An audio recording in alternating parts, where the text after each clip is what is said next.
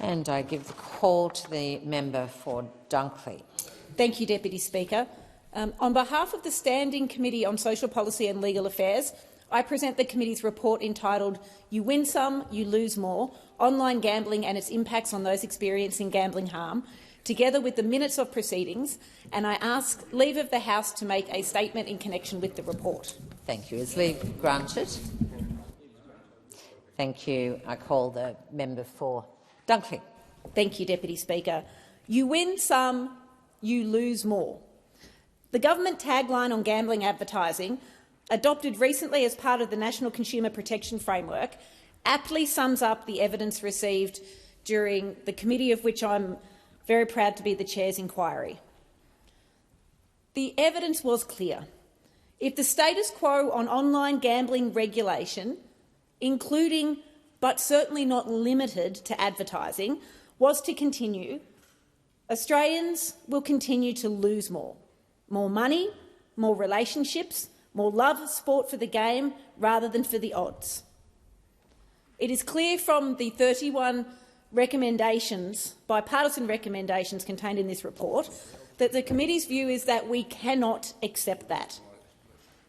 And what we heard from submitters ranging from people with lived experience to researchers and academics and even people in the industry is that tinkering around the edges isn't going to cut it either. This inquiry considered whether the current regulatory framework for online gaming and gambling advertising in Australia is fit for purpose and meeting community expectations. We received powerful evidence from people with lived experience, from peak bodies, community organisations, concerned individuals about the harm that online gambling is causing to everyday Australians, to the people that they love and to their communities. We like to be the best in the world in Australia. Well, Australians outspend the citizens of every other country on online gambling. In many of our communities, in many of our families, it's wreaking havoc. And we heard over and over again, as members of this committee and as members of this chamber, that families believe that saturation advertising is ensuring their children's future losses. It is absolutely unarguable that there are two organisations at the moment which are gaining, three organisations which are gaining from the status quo: online wagering service providers, the advertising revenue for media, and there's some argument about whether this is a gain or not, but the money that major sporting organisations are receiving, not just from sponsorship, but from product use agreements with online gambling providers. Our inquiry heard from gamblers who not only lost more than they can afford, but who were encouraged by wagering service providers to gamble more, even after they incurred serious losses. And we also heard from those who won and were prevented from gambling further. Any business model which encourages harm deserves to be closely scrutinised, and that's what this inquiry did. The evidence is overwhelming that Australians don't like being flooded by messages and inducements to gamble online, and they worry about the effect this is having on children and young people. Most believe that gambling is harmful for society and that it has become too easy to gamble in Australia. Almost half of Australians surveyed last year placed a bet on sports or racing, and about 2/3 of those people are at risk of harm. It's not about safe gambling, it's about the risk and the reality of harm. Online gambling is, of course, a form of entertainment, and many people can talk about how they indulge in it without experiencing harm or causing harm to others. But it is different to other forms of entertainment because, as we heard from the experts, it has the potential to cause psychological, health, relationship, legal and financial harm to both the individuals engaging in it and to those around them. And we heard, tragically, about gambling being a key risk factor for suicide. We heard from experts who talked about gambling progressing to a behavioural addiction of gambling disorder, which has the same impact on the brain as addiction to substances and some of the same treatments. The recommendations show that it's the view of the committee that there aren't enough safeguards to protect people from gambling disorder from online gambling harm, and that too many people find it difficult to ask for help because the stigma associated with harm from gambling is silencing. Those who do seek help find it difficult to access appropriate treatment and support. Australia's fragmented regulatory framework in many places is too weak, and what it does at the moment, and the approach across jurisdictions but at the Commonwealth that we were looking at the moment does, is place the onus for reducing harm on the person who gambles. Despite gambling harm being a major public health issue, we don't treat it like one. And by a public health issue, we don't mean necessarily something that has to be dealt with by a Department of Health, but a public health issue, something that causes health consequences, and something that we should be looking at prevention, early intervention and treatment. Our policies at the moment and our regulation encourage responsible gambling, and that was one of the things that the taglines I started off with moved away from. But responsible gambling focus absolves online wagering service providers of much of the responsibility for the harm their products cause. This inquiry heard about inconsistency across states and territories on how online gambling is regulated, and little incentive being placed on states and territories to impose tougher regulations or licensing fees. The Northern Territory Racing Commissioner is in many ways Australia's de facto online gambling regulator. I'm proud to say that this committee delivered a unanimous report. Labor, National, Liberal and independent members of the parliament came together and delivered a unanimous report without even any additional comments.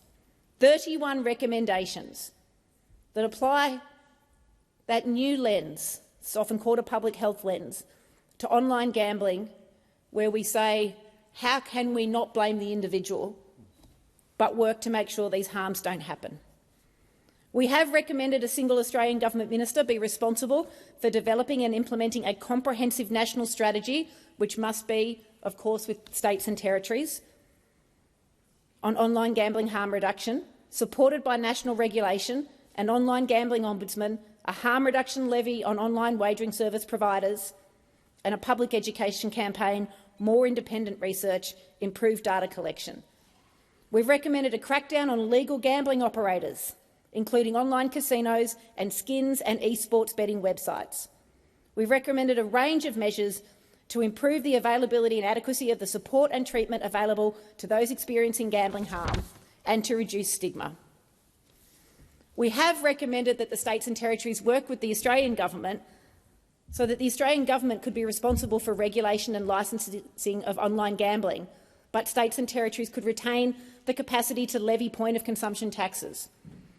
We've recommended stronger consumer protections for online gambling, including a requirement for wagering service providers to verify their customers' identity before accepting bets from them, a ban on inducements, a ban on the practice of going to people who are vulnerable, in particular, who've taken time out from gambling and saying, welcome back, here's some free money, here's some match bets, keep gambling. And a legislated duty of care on wagering service providers.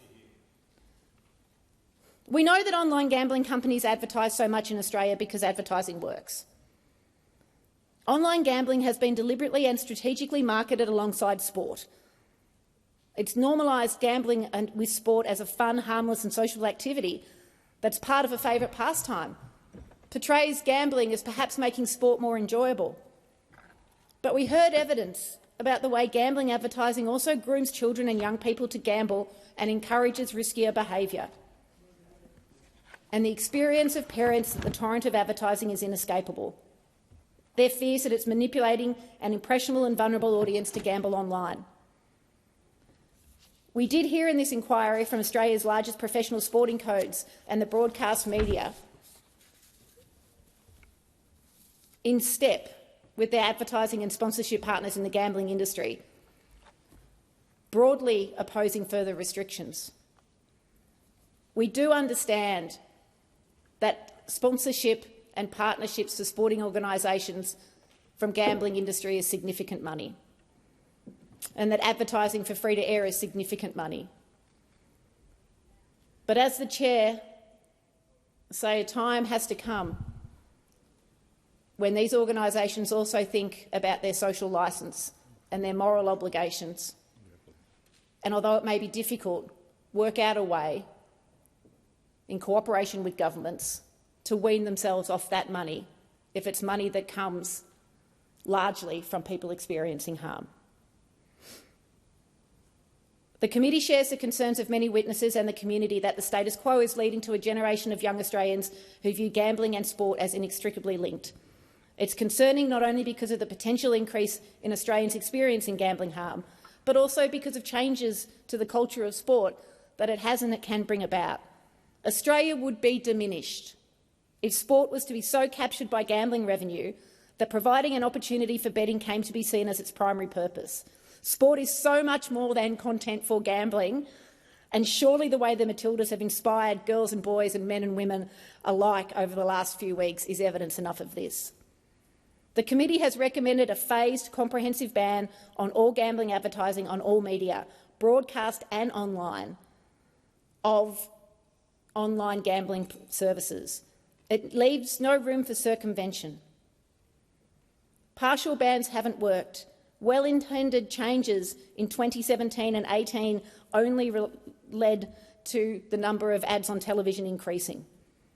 Industries will identify and capitalise on gaps in marketing restrictions and take advantage of the less regulated online environment. Targeted advertising online is causing harm and will continue to cause harm. The committee recommended that it be banned.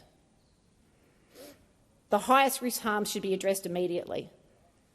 Sporting bodies and broadcasters will need adequate time to locate alternative sources of advertising revenue and to comply with current contractual obligations, and that's why the committee recommended a comprehensive ban be phased in. The number of Australians who want to control their gambling is staggering. 500,000 Australians have asked their banks to put temporary or permanent gambling blocks on their bank accounts.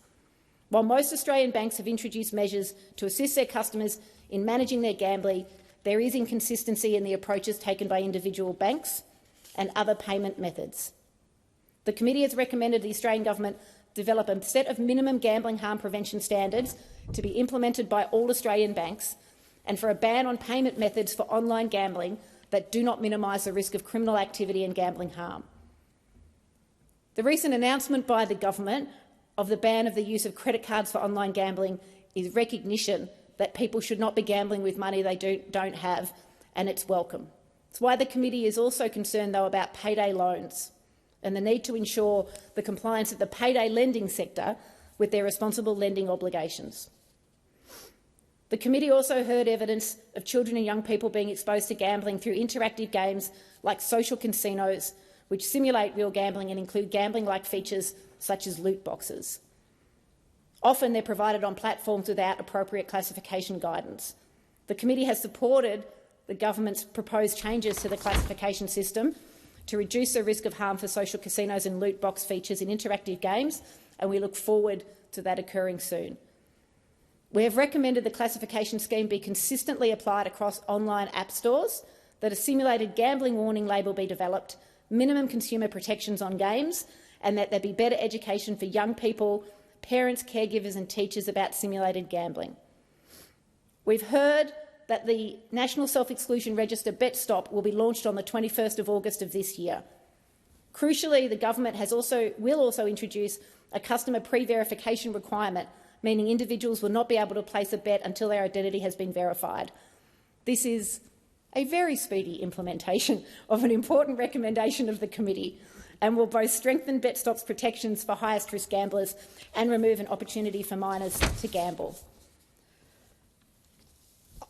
In conclusion, I wish to extend my sincere thanks and that of every member of the committee to the many people who contributed their time and expertise to this inquiry, and in particular to those who shared their personal experience of gambling harm.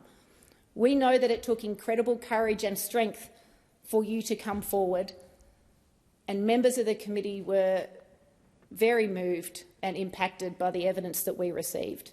It's your experiences, described in your own words, that have provided the foundation for this report and its recommendations.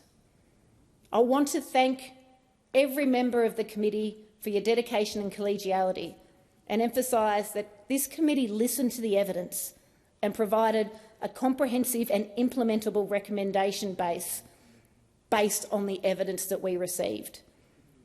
The members of this committee didn't take partisan positions or adopt any attention-grabbing recommendations or go for what was easy. Instead, everyone on the committee sought to grapple with the issues from all sides and to balance Australians' choice to engage in betting as an entertainment with the financial implications for broadcasters and sporting organisations and the unarguable harms that are occurring across the industry.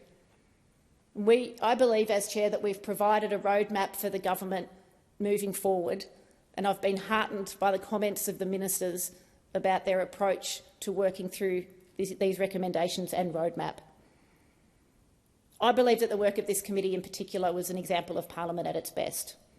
The other example of Parliament at its best is the Secretariat, who are sitting here today, whose work was second to none. Without the Secretariat, I could not have chaired this inquiry and we could not have handed down such a significant and comprehensive report, and I thank them all very much, John, Joel and Miriam and the team, for all of your hard work. We couldn't have done it without you.